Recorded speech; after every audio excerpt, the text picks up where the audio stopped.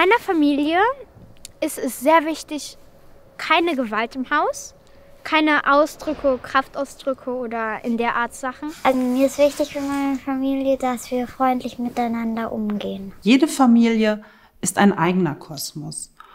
Und wie Eltern sich gegenüber ihren Kindern verhalten, hängt von ihrer Persönlichkeit ab, von ihrer eigenen Geschichte, von ihrer Kultur und auch von ihren Werten. Und eins ist aber klar, ein Mittel in der Erziehung ist unzulässig und das ist Gewalt. Im Bürgerlichen Gesetzbuch BGB steht in § 1631 Absatz 2: Kinder haben ein Recht auf gewaltfreie Erziehung. Körperliche Bestrafungen, seelische Verletzungen und andere entwürdigende Maßnahmen sind unzulässig. Gewalt ist nicht nur gesetzlich verboten, Gewalt hat auch schwerwiegende Folgen. Menschen, die als Kinder Gewalt erfahren, haben ein viel höheres Risiko, später seelisch oder körperlich krank zu werden. Da Kinder von uns als Vorbilder lernen, besteht die Gefahr, dass sie in Streit- oder Konfliktsituationen selbst gewalttätig werden oder auch bereit sind, Gewalt auszuhalten und zu ertragen. Das heißt, die Folgen von Gewalt sind immer spürbar und die Auswirkungen ein Leben lang sichtbar.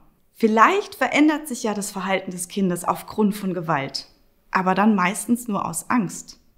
Und keiner lernt was dabei, weder die Erwachsenen noch die Kinder. Körperliche Gewalt, darunter können sich viele Menschen etwas vorstellen. Und mittlerweile wissen viele auch, dass Gewalt gegen Kinder verboten ist. Dennoch kommt es heute immer noch viel zu häufig vor. Die meisten Eltern wollen ihren Kindern keine Gewalt antun. Sie tun das, weil sie sich überfordert oder hilflos fühlen. Ganz oft wird auch nicht wahrgenommen, dass es neben der körperlichen Gewalt auch die seelische Gewalt gibt. Was aber genau ist seelische Gewalt? Was bedeutet entwürdigende Maßnahmen?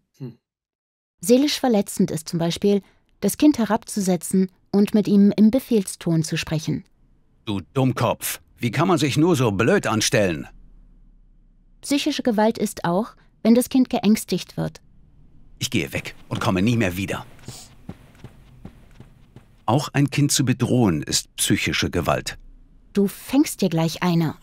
Mach das jetzt oder ich vergesse mich. Dadurch entsteht Angst. Es ist ebenfalls entwürdigend, dem Kind mit Ironie zu begegnen, die es nicht versteht, oder das Kind lächerlich zu machen. So ein großes Kind und macht noch in die Hose. Seelische Gewalt ist es auch, wenn Eltern das Kind durch Stubenarrest oder Handyverbot isolieren oder nicht mit ihm sprechen. Häufig wiederholen Eltern Muster, die sie selbst als Kind erlebt haben. Diese Muster können jedoch durchbrochen werden. Zwischen massiver seelischer und körperlicher Gewalt und einer gewaltfreien Erziehung gibt es eine Grauzone. Und es lohnt sich da mal ganz genau hinzugucken, denn da ist diese versteckte Gewalt. Und wir Eltern können uns ruhig mal bewusst machen, dass zum Beispiel ständiges Niederbrüllen von einem Kind oder auch am Arm zerren oder auch so kleine neckische Bemerkungen wie „Ha, du dickes Moppelchen" das Kind sehr verletzen. Wenn wir Kindern also wirklich ohne Gewalt begegnen wollen, dann ist wichtig, dass wir uns ihnen gegenüber respektvoll verhalten. Jedes Kind soll ohne Gewalt aufwachsen können. Und es ist unsere Aufgabe als Erwachsene, sie aktiv vor Gewalt zu schützen.